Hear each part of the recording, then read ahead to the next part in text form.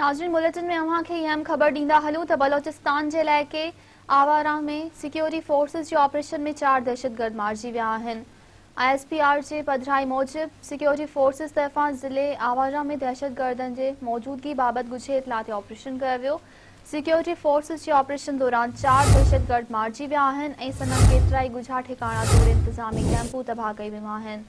ISPR मूजिब operation दौरान हथियारनि जो वॾो ज़ख़ीरो ऐं मवासिलाती औज़ार हथ कया विया, जॾहिं त दहशतगर्दनि जो हिकु ॻुझो ठिकाणो लॉजिस्टिक बेस समेत तबाह कयो वियो आहे।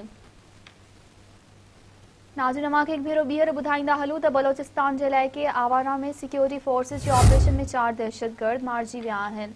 सिक्योरिटी फोर्सिस जे ऑपरेशन दौरान 4 दहशतगर्द मारिजी विया आहिनि ऐं संदनि केतिरा ई ॻुझा ठिकाणा तोड़े इंतज़ामी कैंपूं तबाह कई वियूं आहिनि।